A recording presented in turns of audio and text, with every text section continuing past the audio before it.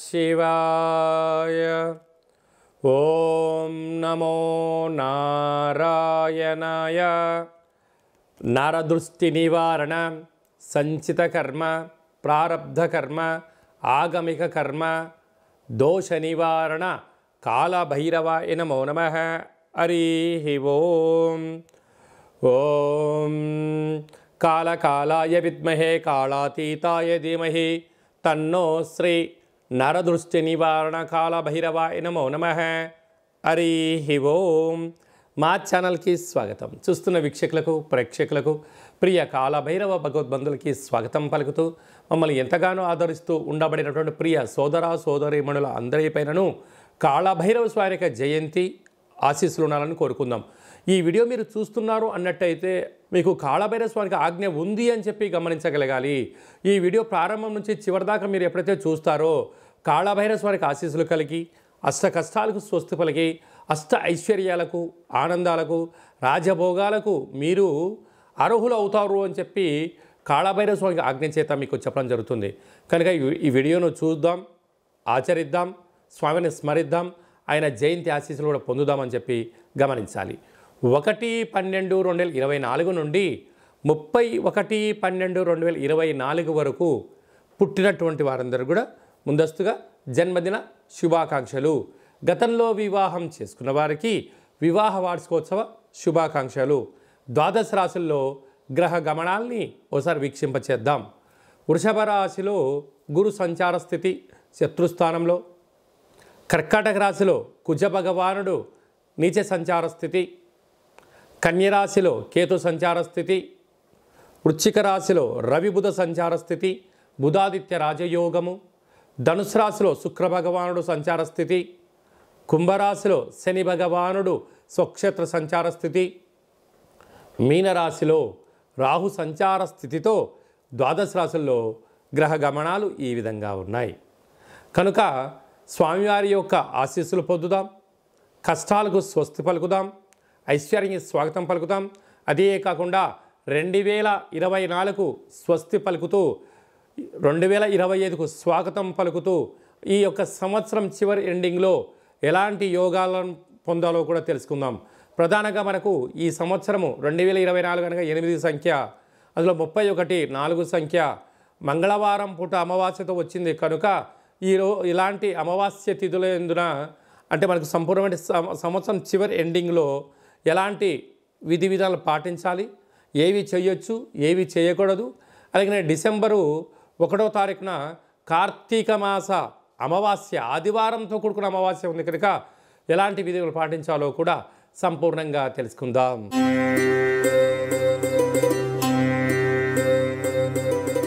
మకర రాశి వారు ఈ ఆదివారం అమావాస్య సందర్భంగా, కాళభైరవ జయంతి సందర్భంగా ఆంగ్ల సంవత్సరంలో చివరి మాసం అవ్వడం వలన ఒకవైపు ఏళ్ల నాటి శని చివరార్ధ సంచార స్థితిలో ఉన్నప్పుడు ఎలాంటి దోషం తొలగించుకోవాలి, ఐశ్వర్యం ఆనందానికి ఎలా స్వాగతం పలకాలో ఈ వీడియోలో తెలుసుకుందాం. మకర రాశిలో ఏ నక్షత్రాలు వస్తాయిగా ఉత్తరాషాఢ నక్షత్రంలోని 2, 3, 4 పాదాలు, శ్రవణ నక్షత్రంలోని 4 పాదాలు, ధనిష్టా నక్షత్రంలోని 1, 2 పాదం కలిపితే మకర రాశి అవడం జరుగుతుంది. చాలామందికి పుట్టినటువంటి కాల సమయంలో డేటా బర్త్లు లేనటువంటి కారణం వలన పేరు యొక్క మొదటి అక్షరాన్ని అనుసరిస్తూ ఆ రాశిని తెలుసుకునే ప్రయత్నం చేద్దాం. బో, జా, జీ, జూ, జే, జో, ఘా, గా, గి అక్షరాల వారందరూ కూడా మకర రాశి జాతకులే. మకర రాశి యొక్క అధిపతి శని భగవానుడు.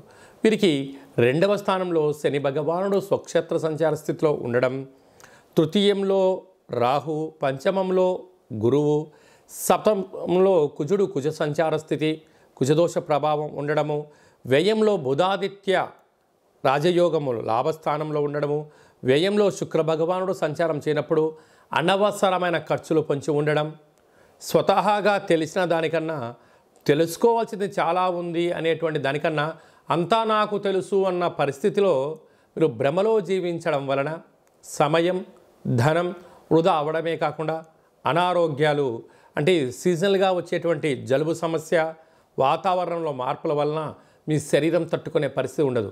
ఇలాంటి కాల సమయంలో గోరువెచ్చని నీరు, వేడివేడి పదార్థాలు తినడం, సరైన తిండి, సరైన విశ్రాంతి, తగు వ్యాయామం మెడిటేషన్ వలన అనారోగ్యాలను దూరం చేసుకోవడము, గ్రహస్థితిని అర్థం చేసుకోవడము, ఏం చెయ్యొచ్చు ఏం చేయకూడదో తెలుసుకునే మానవప్రయత్నం చేయగలిగితే మకర రాశి వారికి ఉన్నంత అదృష్టవంతులు ఎవరు లేరు అని చెప్పి గమనించాలి.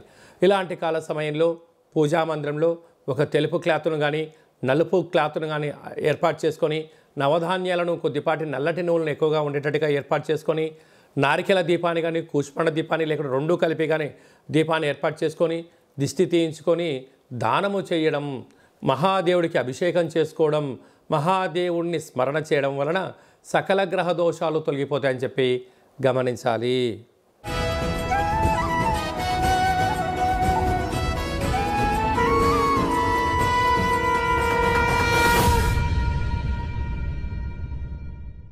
డిసెంబర్ నెల 1వ తారీఖు నుండి 31వ తారీఖు వరకు ముఖ్యమైన పండుగల గురించి క్లుప్తంగా సవివరంగా సంపూర్ణంగా తెలుసుకుందాం. 1వ తారీఖు కార్తీక మాసము ఆదివారము అమావాస్య సందర్భంగా మనం అందరము కూడా నివసించే ఇంటికి, వాహనాలకు, వ్యవసాయ క్షేత్రాలకు ఒక ఎర్రటి గుమ్మడికాయని కానీ ఒక బూడిద గుమ్మడికాయని కానీ దిష్టి తీసి పగలగొడదాం, నరదృష్టిని తొలగించుకుందాం. అలాగే ఆ రోజు వెన్నతో దీపం పెడదాం, పోలి అమావాస్య ఆశీస్సులు పొందుదాం. ఇంకొంచెం శక్తి కలిగితే మనము కొబ్బరికాయ, నిమ్మకాయ, తెల్లవాలు, ఆముదంతో కూడుకున్నటువంటి వాటితో వస్తువులు దిష్టి దించి బయట పడేసుకోవడం వలన సకల దృష్టి దోషం తొలగిపోతుందని చెప్పి గమనించాలి. అలా కుదరలేని వాళ్ళు ఈ కింద సంప్రదించండి. మీకు వీడియో కాల్ ద్వారా ఎలా చేసుకోవాలో కూడా మీకు చెప్పడం జరుగుతుందని చెప్పి గమనించాలి. మనకు 2వ తారీఖు నుంచి మార్గశీర్ష మాస ప్రారంభము. మనకు 7వ తారీఖున సుబ్రహ్మణ్యేశ్వర స్వామి యొక్క జయంతి. పుట్టలో పాలు పోద్దాం, స్వామిని స్మరిద్దాం, ధ్యానిద్దాం, సకల గ్రహ దోషాల్ని తొలగించుకుందాం. 8వ తారీఖున కాళభైరవ అష్టమి, కాళభైరవ స్వామి యొక్క జయంతి. కాలాన్ని మనం శాసింప చేసుకోగలగాలి అన్నట్లయితే, కాలం మనకు అనుకూలంగా ఉండాలి అనుకుంటున్నట్లయితే, ఏ పనులైతే మనం చేస్తున్నామో ఆటంకాలు తొలగిపోవాలి అనుకుంటున్నట్లయితే స్వామిని స్మరిద్దాం, ధ్యానిద్దాం, కూష్మాండ దీపాన్ని పెట్టుకుందాం, ఒక ముడుపును కట్టుకుందాం, ఆయన ఆశీస్సులు పొంది తిరుగులేని చక్రవర్తులుగా స్వాగతం పలుకుదామని చెప్పి గమనించాలి. 14వ తారీఖున మార్గశీర్ష మాస పూర్ణిమ, దత్తాత్రేయ స్వామి యొక్క జయంతి. అత్రి మహాముని అనసూయ మాతలు కలిగినటువంటి సంతానం కనుక స్వామిని స్మరిద్దాం, గురుచరిత్ర పారాయణం చేద్దాం, స్వామి యొక్క ఆశీస్సులు కూడా పొందుదాం. అలాగే మనకు 23వ తారీఖున మార్గశీర్ష మాస బహుళ అష్టమి కనుక స్వామివారి యొక్క స్మరణ చేద్దాం, కూష్మాండ దీపాన్ని పెట్టుకుందాం, కష్టాలకు స్వస్తి పలుకుదాం. అలాగే మనకు 28వ తారీఖున శనివారము శని త్రయోదశి సందర్భంగా ఈ ఆంగ్ల సంవత్సరంలో చివరిగా వచ్చేటువంటి శనివారం శని త్రయోదశి సందర్భంగా మనకు అనుకూలంగా లేనివారు, ఆరోగ్యం కావాలి, రాజయోగం కావాలనుకున్న వారు శనేశ్వర స్వామిని స్మరిద్దాం, ధ్యానిద్దాం, నల్లటి నూనెలతో అర్చన చేసుకుందాం, విశేషంగా నల్లటి ఒత్తులతో దీపం పెడదాం, స్వామి యొక్క ఆశీస్సులు పొందుదాం. అదే కాకుండా 31వ తారీఖు అంటే 314 సంఖ్య, ఈ 2024 8 సంఖ్య, అందులో మంగళవారము. ఈ యొక్క సంవత్సరం అధిపతి కూడా రాజు కుజుడే అయ్యాడు కనుక వీలైనంత వరకు సంవత్సరం చివరి రోజున వీలైనంత వరకు 100కు 100% వరకు మనము దూర ప్రయాణాలు, వాయు ప్రయాణాలు, జల ప్రయాణాలు, కలహాలు, గొడవలు, ఆవేశమైన నిర్ణయాలు తీసుకోకుండా ఉంటే చాలా మంచిది అని చెప్పి గమనించగలగాలి. ఎందుకనగా మనం అందరము కూడా ఇయర్ ఎండింగ్ అని, ఎన్నో రకాల సెలబ్రేషన్స్ అని, ఎన్నో వేడుకల్లో పాల్గొంటూ ఉంటాం. పాల్గొన్నంత వరకు చాలా బాగానే ఉంటుంది. ఆ తదనంతరము జరిగేటువంటి అనేక మంది ఇబ్బందులను చూడడం వలన మనము బైక్ పైన వెళ్తూ ఉంటే మన వేగంగా వెళ్ళే కొద్దీ మన కళ్ళల్లోంచి 2 చుక్కలు నీళ్ళు బయటకు వస్తూ ఉంటాయి.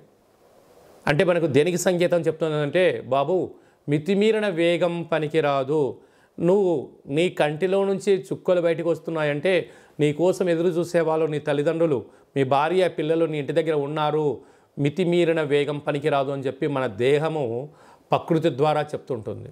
ఆ రోజు విందుల్లో వినోదాల్లో పాల్గొనడం, అరాచకమైన శక్తులతో పాల్గొనడం, అనేక రకాల ప్రమాదాలకు గురవ్వడం, అనేక రకాల వల్ల మీరు ఇబ్బంది పడుతూ మీ కుటుంబాన్ని ఇబ్బంది కలగ చేయకూడదు అనేటువంటి ఒక చిన్న ఉద్దేశంతో చెప్పడం జరుగుతుంది. కనుక అందరూ ఆయురారోగ్యాలుగా ఉండాలి, ఆహ్లాదకరమైనటువంటి వాతావరణంలో ఉండండి. వీలైనంత వరకు గొడవలకు, పంచాయతీలకు, అనవసరమైన మాటలకు, మద్య పదార్థములకు, అలాంటి వాటన్నిటికి కూడా దూరంగా ఉండే మానవ ప్రయత్నం చేయండి.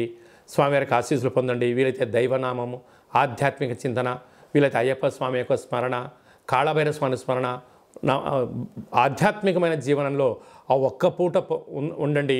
రాబోయే కాలం అంతా కూడా మంచి కాలమే అని చెప్పి గమనించాలి. కనుక మనమందరము కూడా ఇంకనూ ఈ యొక్క డిసెంబర్ మాసంలో విజయాన్ని సాధించగలగాలి అన్నట్లయితే ఒక పాత్ర కంచు పాత్ర అంటారు. ఈ యొక్క పాత్రలో 12 రాసులు అచ్చు వేయడం జరుగుతుంటుంది.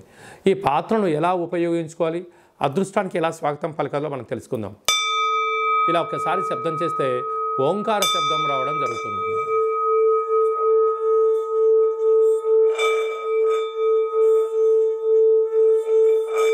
ఈ యొక్క శబ్ద తరంగాల వలన ఇంట్లో మనం ఏదైతే అనుకుంటామో ఓంకార శబ్దం కారణం వలన, కాళభైరవ స్వామి స్మరణ వలన ఇంట్లో ఉండబడినటువంటి సకల దరిద్ర దేవత గ్రామ సంచారంలోకి వెళ్ళిపోవడం, గ్రామంలో సంచరించేటువంటి మహాలక్ష్మీదేవి గళ్ళుమని ఇంట్లోకి రావడం, యంత్ర ప్రయోగాలు, మంత్ర ప్రయోగాలు, తంత్ర ప్రయోగాలు, తాంత్రిక ప్రయోగాలు, నరదృష్టి, సకల కర్మల యొక్క దోషం తొలగిపోతుందని చెప్పి గమనించాలి. ఈ యొక్క పాత్ర, కాళభైరవ స్వామి యొక్క పిరమిడు, డాలరు, కంకణము, 27 రకాల వస్తువులతో దిష్టి తీయించడం జరుగుతుంది. మీ పేరుపైన గోత్రంతో ప్రత్యేకంగా పూజా కార్యక్రమం చేయించి మీకు వీడియో కాల్ ద్వారా చూపించి స్వామివారి యొక్క ప్రసాదాన్ని, అక్షయ పాత్రను మీ ఇంటికి కొరియర్ చేయడం జరుగుతుంది అని చెప్పి గమనించాలి. ఆసక్తి గలవారు ఈ కింద నెంబర్ సంప్రదించి స్వామి యొక్క ప్రసాదాన్ని స్వీకరిద్దాం. అలాగనే ఉప్పుల యందు సముద్రపు మంచుతో తయారైనటువంటి సైంధవ లవణం ఉప్పు వేరయ్య అంటుంటారు. ఈ ఉప్పు దీపాన్ని ఇంట్లో పెట్టుకుందాం. సకల దుష్టగ్రహాలను తొలగించుకుందాం. మంచి నిద్రని, కలహాలు లేని జీవితాన్ని, ఆటంకాల జీవితాన్ని స్వాగతం పలుకుతామని చెప్పి గమనించాలి. అందుకే ఉప్పు దీపం ఎక్కడైతే ఉంటుందో అక్కడ ఐశ్వర్యము, లక్ష్మీదేవి తాండవ మారుతుందని చెప్పి కూడా గమనించాలి. అలాగనే మీ వ్యక్తిగత జాతకం తెలుసుకోవాలనుకుంటున్నారా?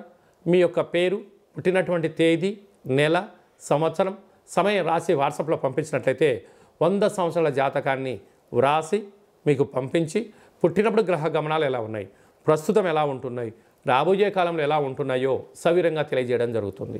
చాలామందికి పుట్టినటువంటి కాల సమయంలో డేటా ఆఫ్ బర్త్లు లేనటువంటి వారికి మీ పేరు యొక్క మొదటి అక్షరాన్ని అనుసరిస్తూ ఆ రాశిని తెలుసుకొని ప్రయత్నం చేద్దాం. అది తెలియచేసి రమణ శాస్త్రం ద్వారా భూత, భవిష్యత్, వర్తమానాన్ని గవ్వళ ద్వారా కాళభైరవ ఉపాసన చేత మీకు తెలియజేయడం జరుగుతుందని చెప్పి గమనించాలి. మన యొక్క దేవాలయంలో ఎవరైతే జాతకం, జ్యోతిష్యం చెప్పించుకుంటారో వారికి కాళభైరవ స్వామి యొక్క పూజ, అర్చన, అభిషేకము, దీపము, ముడుపు కట్టి మీకు వీడియో కాల్ చూపించడం జరుగుతుందని చెప్పి గమనించాలి. అందుకే మీ అబ్బాయి కానీ అమ్మాయి కానీ తరచుగా ఎంత ప్రయత్నం చేసినా వివాహం అవ్వడం లేదా? ఎందుకు అవ్వడం లేదు?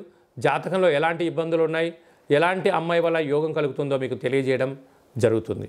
అలాగనే మీ అప్పుడే పుట్టినటువంటి మీ యొక్క చిన్నపిల్లలకు ఆధ్యాత్మికమైనటువంటి పేర్లు ఎలా పెట్టుకోవాలి, ఆ నక్షత్రం యొక్క స్థితిగతులు అంటే తెలియజేయడం జరుగుతుంది. కనుక ఈ వీడియో ప్రారంభంలోనే చెప్పడం జరిగింది. ఈ వీడియోను ఎవరైతే చివరిదాకా చూస్తారో వారికి కాళభైరవ స్వామి ఆజ్ఞ ఉంటేనే చూస్తారు. కాళభైరవ స్వామికి ఆశీర్వాదం వలన అష్ట కష్టాలకు స్వస్తి పలుకుతూ అష్టైశ్వర్య స్వాగతం ఎలా పలుకుతారో మీకు ఈ వీడియోలో అర్థమైందని అనుకుంటున్నాను. అందరి పేరును కాళభైరవ స్వామికి ఆశీస్సులు ప్రసాదించాలని కోరుకుంటూ ఆశీర్వచనం. ఓం శతమానం భవతి శతాయు పురుష సతేంద్రియ ఆయుష్యేవేంద్రియే ప్రతిష్టతి ధనం ధాన్యం బహుపుత్రలాభం శత సంవత్సరం దీర్ఘమాయు సర్వే జనా సుఖినో భవంతు లోకా సమస్తా సుఖినో భవంతు.